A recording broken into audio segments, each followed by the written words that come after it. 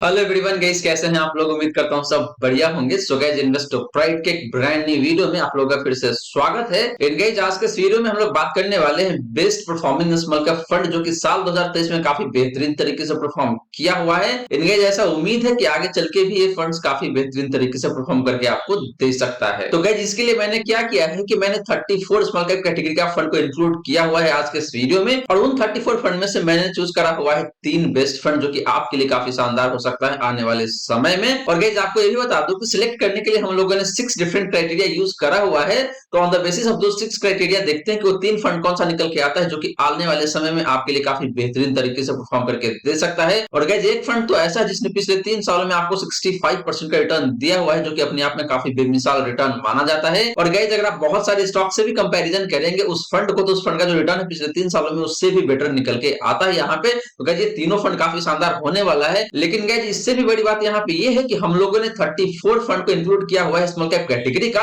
And out of those 34 fund हमने select किया हुआ है 3 स्मॉल कैप कैटेगरी का बेस्ट परफॉर्मिंग फंड गाइस। और गाइस, ये 3 फंड इस तरीके से निकल के आता है जो कि अगले 10 सालों में आपको करोड़पति बनाने का पोटेंशियल रखता है। तो गाइस, आज का जो वीडियो है आप लोगों के लिए काफी शानदार होने वाला है, तो बने रहिएगा थ्रू द वीडियो गाइस। वहीं गाइस, साल 2023 में अगर आप इन्वेस्ट करना चाहते हैं मिड कैप कैटेगरी के फंड में और आप कंफ्यूज है कि आपके लिए कौन सा फंड बेस्ट हो सकता है मिड कैप कैटेगरी से on the basis of your risk profile, तो इस पे मैंने काफी डिटेल में एक वीडियो बनाया हुआ है और वहां पे काफी अच्छे तरीके से मैंने एक्सप्लेन करा हुआ है कि आपके अपने रिस्क के अकॉर्डिंग कौन सा फंड बेहतर हो सकता है मिड कैप कैटेगरी से। तो उस वीडियो का लिंक आपको डिस्क्रिप्शन में दे दूंगा या फिर मिल जाएगा एंड स्क्रीन पे, तो जाके देख लीजिएगा, काफी ज्यादा यूजफुल हो सकता है आप सभी के लिए। वहीं गाइस, आप में से काफी सारे लोग ऐसे भी होंगे जिन्होंने अपना डीमेट अकाउंट ओपन नहीं किया हुआ है, तो लिंक मैंने डिस्क्रिप्शन में दे रखा है, जाइए अपना डीमेट अकाउंट ओपन कर लीजिएगा। और गाइस, वहां पे आपको free of cost demat account open हो जाता है, कोई भी एनुअल मेंटेनेंस चार्ज नहीं लगता है, तो आपको हमेशा फ्री रहता है डीमेट अकाउंट। तो चलिए गाइस, स्टार्ट करते हैं आज का video. But guys, video start करने से पहले फटाफट कर दीजिए इस वीडियो को लाइक। इन चैनल अभी तक आपने सब्सक्राइब नहीं किया हुआ है देन प्लीज सब्सक्राइब कीजिए चैनल को। इन साथ के साथ नोटिफिकेशन बेल ऑन करके ऑल पे क्लिक कर लीजिएगा, ताकि जब भी इस चैनल पे वीडियो लेके आऊंगा सारे वीडियो का नोटिफिकेशन आपको मिलता रहेगा। तो गाइस, जैसे मैंने आपको बताया कि हम लोग यूज करने वाले हैं 6 different criteria to select 3 best performing mutual funds from small cap category out of 34 small cap funds. तो चलिए गाइस, सबसे पहले बात कर लेते हैं उन सिलेक्शन क्राइटेरिया का और देखते हैं कि इन सारे सिलेक्शन क्राइटेरिया के बेसिस पे वो 3 फंड कौन सा निकल के आता है जो कि आपके लिए काफी बेहतरीन हो सकता है लंबे समय में। तो गाइस, सबसे पहले बात करें यहाँ पे सिलेक्शन क्राइटेरिया का, तो जो पहला सिलेक्शन क्राइटेरिया है वो ये है कि आपका जो फंड है उस फंड का फंड साइज यानी कि एसेट अंडर मैनेजमेंट 1000 करोड़ से ऊपर रहेगा, लेकिन 10,000 करोड़ के ऊपर नहीं जाएगा। सेकंड क्राइटेरिया है यहाँ पे कि सारे ही फंड का जो क्रिसिल रैंकिंग है वो 4 या 5 के आसपास में होना चाहिए, इसके नीचे नहीं होना चाहिए। थर्ड क्राइटेरिया है यहाँ पे कि सारे ही फंड कम से कम 4 साल या फिर 5 साल पुराना होना चाहिए, इससे कम का एज नहीं होना चाहिए किसी फंड का।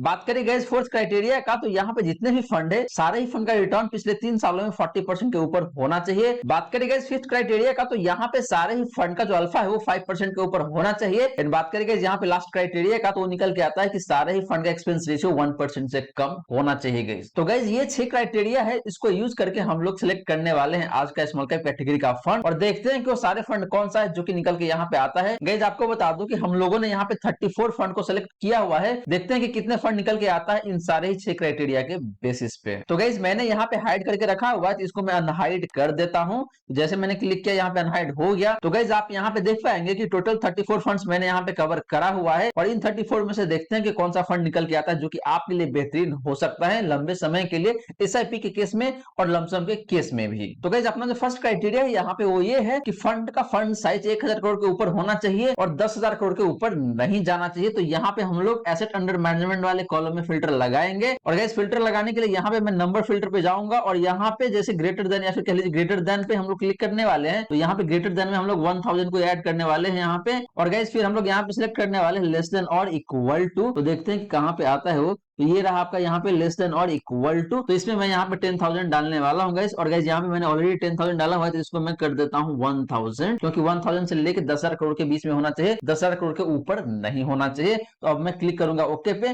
तो यहाँ पे देखा जाए तो 34 में से कितना फंड निकल के आता है गाइस, सिर्फ 18 फंड ऐसे हैं जिसका फंड साइज 1000 करोड़ से ऊपर है और 10,000 करोड़ के ऊपर नहीं है। अब गाइस, बात करते हैं सेकंड क्राइटेरिया का, तो वो निकल के आता है यहाँ पे कि सारे ही फंड का जो रेटिंग है या फिर कह लीजिए क्रिसिल रैंकिंग है वो 4 या 5 का होना चाहिए कम से कम। तो हम लोग यहाँ पे क्रिसिल रैंक में फिल्टर लगा लेंगे और यहाँ पे जो 4 या 5 नंबर है उसको हम लोग सिलेक्ट करने वाले हैं। तो सिलेक्ट कर लेते हैं गैस यहाँ पे 5 को एंड 4 को। तो इस हिसाब से देखें गैस तो सिर्फ 3 ही फंड निकल के आता है। और गैस इन तीनों फंड का पिछले 3 साल का रिटर्न देखें तो 40% के ऊपर निकल के आता है। वहीं गैस बात करें अल्फा का, तो तीनों ही फंड का अल्फा 5% से ऊपर भी निकल के आता है। तो ये भी क्राइटेरिया यहाँ पे फुलफिल हो रहा है। एंड लास्टली बात करें गैस यहाँ पे एक्सपेंस रेशियो का, एक्सपेंस रेशियो भी 1% से कम निकल के आता है इन तीनों ही फंड का। तो गैस ये 3 फंड है जो कि सारे क्राइटेरिया को यूज करने के बाद यहाँ पे निकल के आता है। और गैस आपको बता दूं कि हमने टोटल 34 फंड को कंसीडर किया हुआ था एंड 34 में से 31 फंड ऑलरेडी रिजेक्ट हो चुका है। तो सिर्फ 3 फंड ही बच के आता है यहाँ पे, और वो तीनों फंड है आपका यहाँ पे क्वांट स्मॉल कैप फंड, दूसरा है आपका टाटा स्मॉल कैप फंड, तीसरा है आपका Canara Robeco small cap fund. Guys आपको सिर्फ नाम ही जानना था तो आप यहाँ से इस वीडियो को बंद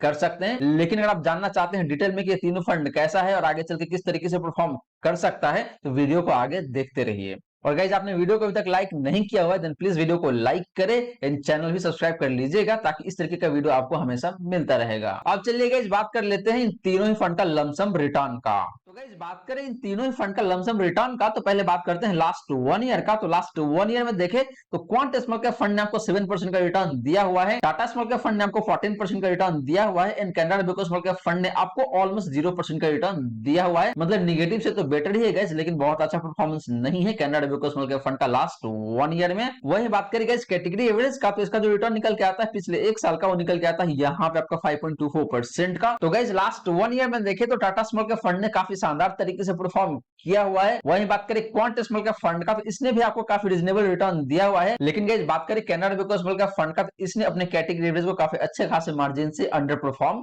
किया हुआ है। तो इस फंड ने लास्ट 1 ईयर में अच्छा परफॉर्म बिल्कुल भी नहीं किया हुआ है, तो इस बात को आपको जरूर ध्यान में रखना चाहिए। बात करेंगे इस पिछले 2 सालों का, तो यहाँ पे तीनों ही फंड का परफॉर्मेंस काफी बेहतर है। क्वांट स्मॉल कैप फंड ने आपको 28% का रिटर्न दिया हुआ है, टाटा स्मॉल कैप फंड ने आपको 27% का रिटर्न दिया हुआ है एंड बात करेंगे Canara Robeco small cap fund का, तो इसने आपको 26% का रिटर्न दिया हुआ है एंड कैटेगरी एवरेज ने आपको ऑलमोस्ट 22% का रिटर्न दिया हुआ है पिछले 2 सालों में। तो गाइस लास्ट 2 ईयर में देखें तो तीनों ही फंड ने काफी बेहतरीन तरीके से परफॉर्म किया हुआ है, कहीं कोई दिक्कत वाली बात नहीं है। सिमिलरली बात करें लास्ट 3 ईयर का, तो यहाँ पे देखिए तो क्वांट स्मॉल कैप फंड ने सबसे बेहतरीन तरीके से परफॉर्म किया हुआ है एंड आपको 65% का रिटर्न दिया हुआ है। गाइस पिछले 3 सालों में 65% का सीएजीआर बहुत ही शानदार होता है, मतलब इतना आप कभी भी एक्सपेक्ट कर ही नहीं सकते हैं। तो क्वांट स्मॉल कैप फंड ने आपको पिछले 3 सालों में बेहद शानदार तरीके से परफॉर्म करके दिया हुआ है। इसने तो बहुत सारे स्टॉक्स को भी बीट कर दिया हुआ है गाइस पिछले 3 सालों में। बात करें guys Tata small cap fund and Canara Robeco small cap fund का, तो इन दोनों ही फंड ने आपको 46% का रिटर्न दिया हुआ है पिछले 3 सालों में। एंड बात करें गाइस कैटेगरी एवरेज का, तो इसका जो परफॉर्मेंस निकल के आता है पिछले 3 सालों का, वो निकल के आता है यहाँ पे आपको 41.78% का, मोटा मोटी 42% कह सकते हैं आप। तो guys similar to last 2 year, last 3 year में भी देखे तो तीनों ही फंड ने बेहद शानदार तरीके से परफॉर्म किया हुआ है एंड अपने कैटेगरी एवरेज को काफी अच्छे खासे मार्जिन से आउट परफॉर्म किया हुआ है। लेकिन बात करें यहाँ पे सबसे बेहतरीन फंड का पिछले 3 सालों के परफॉर्मेंस के बेसिस पे, वो फंड निकल के आता है यहाँ पे आपका quant small cap fund. Guys बात करें पिछले 5 सालों का, तो यहाँ पे क्वांट स्मॉल कैप फंड का जो रिटर्न है जो निकल के आता है यहाँ पे आपका 24% का। गाइस आपका जो टाटा स्मॉल कैप फंड है and Canara Robeco small cap fund है, ये दोनों फंड 5 साल पुराना फंड है ही नहीं। लेकिन गाइस इसका मतलब ये नहीं है कि ये फंड 4 साल पुराना नहीं है, इस फंड को 4 साल से ऊपर हो चुका है, तो इसीलिए यहाँ पे कंसीडर हुआ है। क्योंकि गाइस हमारा एक क्राइटेरिया था जिसमें हमने बोला था कि भाई सारे फंड का जो एज है वो 4 साल या 5 साल का कम से कम होना चाहिए। तो यहाँ पे Tata small cap fund and Canara Robeco small cap fund 5 साल पुराना फंड तो नहीं है, लेकिन 4 साल पुराना फंड जरूर है। तो यही रीजन है गाइस जिसकी वजह से मैंने यहाँ पे कवर किया हुआ है इन दोनों फंड को। एंड लास्टली बात करिए यहाँ पे कैटेगरी एवरेज का, तो इसका जो परफॉर्मेंस निकल के आता है पिछले 5 सालों का, वो निकल के आता है यहाँ पे आपका 13.35% का। तो गाइस लास्ट 5 ईयर में देखें तो again quant small cap fund ने काफी शानदार तरीके से परफॉर्म किया हुआ है इन अपने कैटेगरी एवरेज को ऑलमोस्ट डबल के मार्जिन से आउट परफॉर्म किया हुआ है। तो गाइस ये रही बात आपका इन तीनों ही फंड का लमसम रिटर्न का। और गाइस यहाँ पे देखें तो अक्रॉस द टाइम फ्रेम मुझे क्वांट स्मॉल कैप फंड ज्यादा बेहतर दिखता है, हालांकि टाटा स्मॉल कैप फंड ने भी काफी शानदार तरीके से परफॉर्म किया हुआ है। एंड लास्ट 1 ईयर में देखें तो बाकी के 2 फंड के कंपैरिजन में इस फंड ने काफी बेहतरीन तरीके से परफॉर्म किया हुआ है। वहीं बात करें Canara Robeco small cap fund का, तो इसने लास्ट 1 ईयर में उतना अच्छा परफॉर्म नहीं किया हुआ है। लेकिन अगर आप बात करते हैं पिछले 2 सालों का या फिर पिछले 3 सालों का, तो यहाँ पे काफी बेहतरीन तरीके से परफॉर्म किया हुआ है Canara Robeco small cap fund ने। तो गाइस कंक्लूजन यहाँ पे यही निकल के आता है कि लमसम के केस में तीनों ही फंड ने काफी बेहतरीन तरीके से परफॉर्म किया हुआ है। लेकिन अगर आप लॉन्ग टर्म के बेसिस पे देखते हैं तो वहां पे क्वांट स्मॉल कैप फंड काफी बेहतरीन निकल के आ जाता है। लेकिन गाइस इसका मतलब ये नहीं है कि बाकी के 2 फंड खराब है, बाकी के 2 फंड भी काफी शानदार है, वहां भी कहीं कोई दिक्कत वाली बात नहीं है। अब चलिए गाइस बात करते हैं इन तीनों ही फंड का एसआईपी रिटर्न का। तो गाइस बात करें यहाँ पे एसआईपी रिटर्न का, तो सबसे पहले बात करते हैं लास्ट 1 ईयर का। तो लास्ट 1 ईयर में देखे तो क्वांट स्मॉल कैप फंड का जो परफॉर्मेंस है जो निकल के आता है यहाँ पे आपका 11% का। टाटा स्मॉल कैप फंड की बात करें तो इसने आपको लास्ट 1 ईयर में 10% का रिटर्न दिया हुआ है। इन बात करेंगे Canara Vicco small cap fund का, तो इसने आपको लास्ट 1 ईयर में 3% का रिटर्न दिया हुआ है। इन गाइस हमने लमसम के केस में देखा था कि Canara Vicco small cap fund ने बिल्कुल फ्लैट रिटर्न दिया हुआ था लास्ट 1 ईयर में, लेकिन एसआईपी के केस में इस फंड ने आपको मोटा मोटी 3% का रिटर्न दे रहा है पिछले 1 साल में, जो कि अच्छी बात है इस फंड का। तो गाइस एसआईपी के केस में देखें तो यहाँ पे क्वांट स्मॉल का फंड भी काफी सही दिखता है एंड टाटा स्मॉल का फंड भी काफी सही दिखता है। बहुत ज्यादा का डिफरेंस नहीं है इन दोनों फंड के परफॉर्मेंस के बीच में पिछले 1 साल में। गाइस बात करें गाइस लास्ट 2 ईयर का, तो यहाँ पे क्वांट स्मॉल का फंड ने आपको 17% का रिटर्न दिया हुआ है। टाटा स्मॉल का फंड ने भी आपको 17% का रिटर्न दिया हुआ है। बात करें गाइस कैनरा विको स्मॉल का फंड का, तो इसने आपको 11% का रिटर्न दिया हुआ है लास्ट 2 ईयर में। तो गाइस लास्ट 2 ईयर में देखें तो अगेन आपका जो क्वांट स्मॉल का फंड है टाटा स्मॉल का फंड है, इसने काफी बेहतर तरीके से परफॉर्म किया हुआ है। तो ये दोनों फंड मुझे काफी सही दिखता है। हालांकि कैनरा विको स्मॉल का फंड भी काफी सही है, इसने भी आपको मोटा मोटी 11% का रिटर्न दिया हुआ है लास्ट 2 ईयर में। And guys for your kind information आपको मैं बता दूं यहाँ पे कि जो सारे रिटर्न है सारे रिटर्न फ्लैट रिटर्न है, कोई सीएजीआर नहीं है, मतलब एनुअलाइज रिटर्न नहीं है गाइस, ये फ्लैट रिटर्न देखने को मिलता है। तो हम लोग यहाँ पे फ्लैट रिटर्न की बात कर रहे हैं, ना कि एनुअलाइज रिटर्न का। बात करें गाइस पिछले 3 सालों का, तो यहाँ पे क्वांट स्मॉल का फंड ने आपको 71% का रिटर्न दिया हुआ है। टाटा स्मॉल का फंड ने आपको 54% का रिटर्न दिया हुआ है। एंड बात करें गाइस कैनरा विको स्मॉल का फंड का, तो इस फंड ने आपको ऑलमोस्ट 50% का रिटर्न दिया हुआ है लास्ट 3 ईयर में। तो guys similar to last 1 year, last 2 year, last 3 year में भी देखे तो आपका जो क्वांट स्मॉल का फंड इसने सबसे बेहतरीन परफॉर्म किया हुआ है। इन आपको 71% का रिटर्न जनरेट करके दिया हुआ है। बट गाइस क्वांट स्मॉल का फंड के अलावा देखे तो बाकी के 2 फंड है, इसने भी काफी बेहतरीन तरीके से परफॉर्म किया हुआ है पिछले 3 सालों में। इन आपको मोटा मोटी 50 से लेकर 55% के आसपास का रिटर्न यहाँ पे जनरेट करके दिया हुआ है गाइस। वही बात करें गाइस पिछले 5 सालों का, तो पिछले 5 सालों के केस में देखे तो क्वांट स्मॉल का फंड ने आपको 137% का रिटर्न दिया हुआ है, जो कि गाइस काफी शानदार रिटर्न है। इन गाइस आपका जो टाटा स्मॉल का फंड है, इन कैनरा विको स्मॉल का फंड है, इसका 5 साल पुराना कोई डेटा है ही नहीं, क्योंकि ये दोनों फंड 5 साल पुराना फंड ही नहीं, तो यहाँ पे कुछ डेटा दिखने को मिलता नहीं है। तो गाइस एसआईपी के केस में भी देखे तो यहाँ पे क्वांट स्मॉल का फंड काफी शानदार तरीके से परफॉर्म कर रहा है। वो चाहे बात करें आप पिछले 1 साल का या फिर पिछले 2 सालों का या फिर पिछले 3 सालों का या फिर पिछले 5 सालों का। इसके साथ साथ गाइस आपका जो टाटा स्मॉल का फंड है, इसने भी काफी सही परफॉर्म किया हुआ है लास्ट 1 ईयर में, लास्ट 2 ईयर में, लास्ट 3 ईयर में भी देखे तो इसने काफी सही रिटर्न दिया हुआ है 54% का। सिमिलर सा कहानी है गाइस आपका कैनरा विको स्मॉल का फंड का। इस फंड ने भी पिछले 3 सालों में काफी सही परफॉर्म किया हुआ है।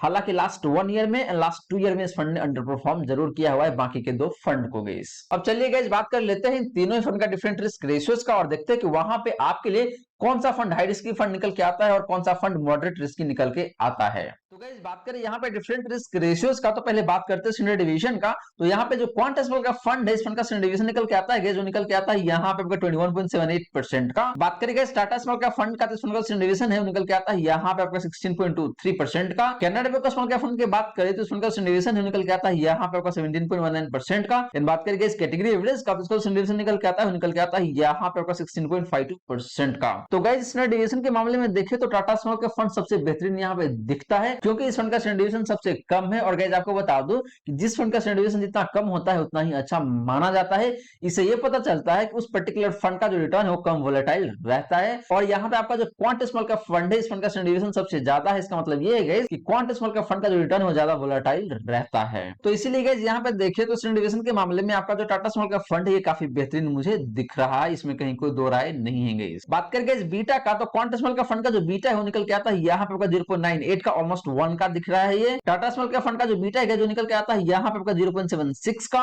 कैनरा विको स्मॉल के फंड की बात करें तो उसका जो बीटा निकल के आता है वो निकल के आता है यहाँ पे आपका 0.84 का।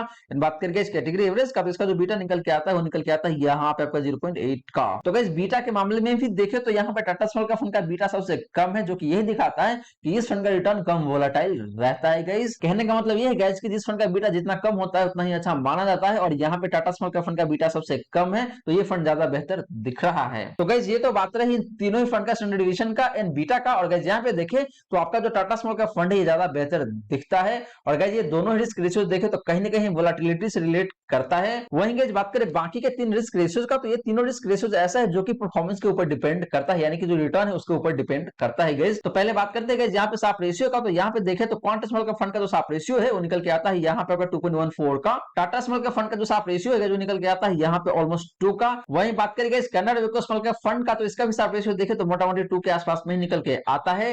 एंड बात करेंगे इस कैटेगरी एवरेज का, तो इसका जो साफ रेशियो है निकल के आता है यहाँ पे आपका 1.63 का। तो गाइस साफ रेशियो के मामले में देखे तो तीनों ही फंड का साफ रेशियो काफी जोरदार है, कहीं कोई दिक्कत वाली बात नहीं है। एंड अपने कैटेगरी एवरेज से देखे तो काफी ज्यादा दिखने को मिल रहा है। लेकिन बात करेंगे सबसे बेस्ट फंड का इन टर्म ऑफ साफ रेशियो, तो वो फंड निकल के आता है यहाँ पे आपका क्वांट स्मॉल कैप फंड, क्योंकि इसका साफ रेशियो सबसे बेहतरीन है यहाँ पे। और गाइस आपको बता दूं कि साफ रेशियो जितना ज्यादा होता है एक पर्टिकुलर फंड का, उतना ही अच्छा माना जाता है। बात करेंगे यहाँ पे ट्रेनर रेशियो का, तो क्वांट स्मॉल कैप फंड का जो ट्रेनर रेशियो है निकल के आता है आपका यहाँ पे 0.48 का। टाटा स्मॉल कैप फंड की बात करें तो उसका जो ट्रेनर रेशियो निकल के आता है निकल के आता है यहाँ पे आपका 0.42 का। बात करेंगे स्कैनर वेको स्मॉल कैप फंड का, तो उसका जो ट्रेनर रेशियो है निकल के आता है यहाँ पे आपका 0.4 का। देन बात करेंगे इस कैटेगरी एवरेज का, तो इसका जो ट्रेनर रेशियो है निकल के आता है यहाँ पे आपका 0.34 का। तो गाइस सिमिलर टू साफ रेशियो, ट्रेनर रेशियो के मामले में भी देखिए तो तीनों फंड का ट्रेनर रेशियो सबसे बेहतरीन है। लेकिन बात करें सबसे बेस्ट फंड का in term of trainer ratio, तो अगेन निकल के आता है आपका क्वांट स्मॉल कैप फंड, क्योंकि इसका ट्रेनर रेशियो सबसे बेहतरीन है। इनगेज आपको बता दूं कि ट्रेनर रेशियो भी जितना बेहतर होता है एक पर्टिकुलर फंड का, उतना ही अच्छा माना जाता है। इनगेज एक बात और मैं बता दूं आपको कि जो ट्रेनर रेशियो है इंसाफ रेशियो है, ये बेसिकली ये दिखाता है कि आपका जो फंड है उस फंड का रिस्क एडजस्टेड रिटर्न कितना बेहतर है। तो इसीलिए दोनों रिस्क रेशियो जितना बेहतर होता है उतना ही अच्छा माना जाता है एक पर्टिकुलर फंड के लिए। गाइस लास्टली गाइस बात करें यहाँ पे अल्फा का, तो जो क्वांट स्मॉल का फंड है इस फंड का जो अल्फा निकल के आता है वो निकल के आता है यहाँ पे आपका 18.66% का। टाटा स्मॉल कैप फंड की बात करें तो इसका अल्फा निकल के आता है यहाँ पे आपका 10.37 का। बात करेंगे स्कैनर्ड वेको स्मॉल कैप फंड का, तो इसका जो अल्फा है वो भी निकल के आता है यहाँ पे आपका मोटा मोटी 10% का। एंड बात करेंगे इस कैटेगरी एवरेज का, तो इसका जो अल्फा निकल के आता है वो निकल के आता है यहाँ पे आपका 5.25% का। तो गाइस सिमिलर टू साफ ratio and trainer ratio, alpha के केस में भी देखें तो तीनों फंड का अल्फा काफी बेहतरीन है। एंड अपने कैटेगरी एवरेज को ऑलमोस्ट डबल के मार्जिन से आउट परफॉर्म किया हुआ है। इनगेज आपको बता दूं कि अल्फा का नंबर जितना बेहतर होता है उतना ही अच्छा माना जाता है एक पर्टिकुलर फंड के लिए। और अल्फा बेसिकली ये दिखाता है कि आपका जो फंड है वो फंड अपने बेंचमार्क इंडेक्स के कंपैरिजन में कितना ज्यादा परफॉर्म करता है। तो यहाँ पे अगर आप बात करते हैं टाटा स्मॉल का फंड का, तो फंड का जो अल्फा है वो निकल के आता है 10.37% का। इसका मतलब ये है कि टाटा स्मॉल का फंड अपने बेंचमार्क इंडेक्स को मोटा मोटी 10.5% से आउट परफॉर्म करता है गाइस। तो गाइस जैसे मैंने आपको बताया कि तीनों फंड का अल्फा सबसे बेहतरीन है, लेकिन बात करें सबसे बेस्ट फंड का इन टर्म ऑफ अल्फा, तो फंड निकल के आता है यहाँ पे आपका अगेन क्वांट स्मॉल का फंड गाइस। तो गाइस ये रही बात आपका इन तीनों फंड का डिफरेंट रिस्क रेशियोज का। और गाइस यहाँ पे देखें तो मुझे क्वांट स्मॉल का फंड ज्यादा बेहतर दिखता है, हालांकि ये फंड ज्यादा रिस्की फंड है, जिस बात को आप जरूर ध्यान में रखें। वहीं अगर आप कम रिस्की फंड के साथ जाना चाहते हैं और चाहते हैं कि परफॉर्मेंस भी काफी बेहतरीन रहे, इन दैट केस आप जा सकते हैं टाटा स्मॉल कैप फंड के साथ। लेकिन guys quant small cap fund के आसपास में इसका रिटर्न नहीं है, उससे जरूर कम दिखने को मिलेगा, लेकिन काफी बेहतरीन है गाइस। मतलब अगर आप बात करते हैं मॉडरेट रिस्क प्लस अच्छा रिटर्न का, इन दैट केस आप जा सकते हैं टाटा स्मॉल कैप फंड के साथ, या फिर आप जा सकते हैं कैनरा वेको स्मॉल कैप फंड के साथ भी गाइस। अब चलिए गाइस बात कर लेते हैं इन तीनों फंड का पोर्टफोलियो कॉन्सेंट्रेशन का। तो गाइस पोर्टफोलियो कॉन्सेंट्रेशन का नंबर पे बात करने से पहले मैं आपको बता दूं कि पोर्टफोलियो कॉन्सेंट्रेशन होता क्या है, कि एक पर्टिकुलर फंड कितना कॉन्सेंट्रेटेड रखता है अपने पोर्टफोलियो को, या फिर कितना डाइवर्सिफाइड रखता है। कहने का मतलब ये है गाइस कि एक पर्टिकुलर फंड अपने पोर्टफोलियो में जितना कम स्टॉक रखता है वो फंड उतना ही ज्यादा कॉन्सेंट्रेटेड माना जाता है। और एक पर्टिकुलर फंड अपने पोर्टफोलियो में बहुत ज्यादा स्टॉक रखता है, इसका मतलब ये है कि वो फंड काफी ज्यादा डाइवर्सिफाइड करके रखा हुआ है। तो इसीलिए गाइस एक पर्टिकुलर फंड का जो कॉन्सेंट्रेशन लेवल है बहुत कम भी होना अच्छा नहीं होता है और बहुत ज्यादा भी होना अच्छा नहीं होता है। तो कॉन्सेंट्रेशन कहीं ना कहीं ऑप्टिमम लेवल का हो वो ज्यादा बेहतर रहता है गाइस। तो गाइस यहाँ पे सबसे पहले बात करें टॉप 5 स्टॉक्स कॉन्सेंट्रेशन का, तो पहले बात करते हैं क्वांट स्मॉल का फंड का। तो इस फंड का जो कॉन्सेंट्रेशन निकल के आता है टॉप 5 स्टॉक्स में, वो निकल के आता है यहाँ पे होगा 27.1% का। टाटा स्मॉल का फंड की बात करें तो इस फंड का जो कॉन्सेंट्रेशन निकल के आता है टॉप 5 स्टॉक्स में, वो निकल के आता है यहाँ पे आपका 17.82% का, ऑलमोस्ट 18% कह सकते हैं आप। बात करेंगे कैनरा वेको स्मॉल का फंड का, तो इस फंड का जो कॉन्सेंट्रेशन निकल के आता है टॉप 5 स्टॉक्स में, वो निकल के आता है यहाँ पे आपका 11.5% का। एंड बात करेंगे इस कैटेगरी एवरेज का, तो इसका जो कॉन्सेंट्रेशन निकल के आता है टॉप 5 स्टॉक्स में, वो निकल के आता है यहाँ पे आपका 15.76% का, ऑलमोस्ट 16% कह सकते हैं आप। तो गाइस टॉप 5 स्टॉक्स कॉन्सेंट्रेशन की बात करें तो यहाँ पे क्वांट स्मॉल का फंड का कॉन्सेंट्रेशन सबसे ज्यादा निकल के आता है। वहीं बात करें गाइस कैनरा वेको स्मॉल का फंड का, तो इस फंड का कॉन्सेंट्रेशन सबसे कम निकल के आता है टॉप 5 स्टॉक्स में। इसका मतलब ये है कि कैनरा वेको स्मॉल का फंड ओवर डाइवर्सिफाइड फंड है गाइस, क्योंकि इसका कॉन्सेंट्रेशन लेवल अपनी कैटेगरी एवरेज से भी कम निकल के आता है।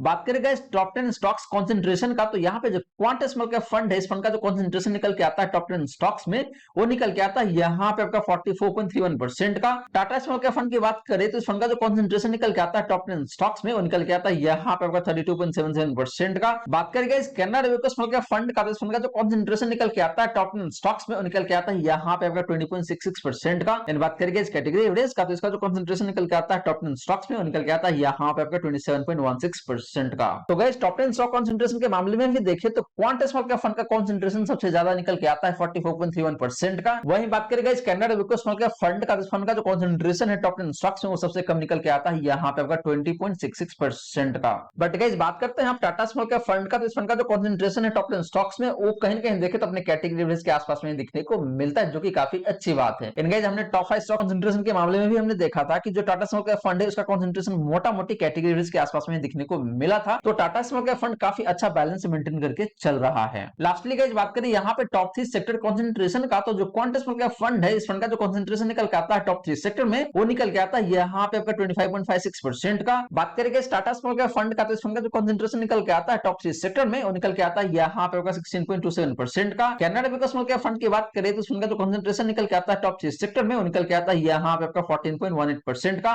एंड बात करेंगे इस कैटेगरी एवरेज का, तो इसका जो कॉन्सेंट्रेशन निकल के आता है टॉप 3 सेक्टर में, वो निकल के आता है यहाँ पे आपका 18.78% का। तो guys similar to top 5 stock concentration and top 10 stock concentration, top 3 sector के मामले में भी देखें तो यहाँ पे जो क्वांट स्मॉल कैप फंड है ये काफी ज्यादा पैसे इन्वेस्ट करता है। इसका मतलब यही निकल के आता है गाइस कि आपका जो क्वांट स्मॉल कैप फंड है ये काफी ज्यादा पैसे इन्वेस्ट करता है अपने टॉप 3 सेक्टर में भी। तो इसीलिए क्वांट स्मॉल कैप फंड काफी ज्यादा कॉन्सेंट्रेटेड फंड निकल के आता है यहाँ पे, वो चाहे बात करें आप टॉप 3 सेक्टर का या फिर टॉप 5 स्टॉक्स का या फिर टॉप 10 स्टॉक कॉन्सेंट्रेशन का। वहीं अगर आप बात करते हैं Canara Robeco small cap fund का, तो इस फंड का जो कॉन्सेंट्रेशन लेवल है वो कम निकल के आता है यहाँ पे, वो चाहे बात करें टॉप 5 स्टॉक कॉन्सेंट्रेशन का या फिर टॉप 10 स्टॉक कॉन्सेंट्रेशन का या फिर टॉप 3 सेक्टर कॉन्सेंट्रेशन का। इसका मतलब ये है गाइस कि जो Canara Robeco small cap fund है वो कम पैसे इन्वेस्ट करता है टॉप 5 स्टॉक्स में भी, टॉप 10 स्टॉक्स में भी एंड टॉप 3 सेक्टर में भी। तो यहाँ से ये निकल के आता है गाइस कि आपका जो Canara Robeco small cap fund है ये फंड ज्यादा डाइवर्सिफाइड है, या फिर आप ये भी कह सकते हैं कि जो Canara Robeco small cap fund है ये फंड ओवर डाइवर्सिफाइड है, क्योंकि इसका जो कॉन्सेंट्रेशन लेवल है वो अपने कैटेगरी एवरेज से भी कम निकल के आता है। बट गाइस बात करें टाटा स्मॉल कैप फंड का, तो इस फंड का जो कॉन्सेंट्रेशन लेवल है काफी शानदार निकल के आता है,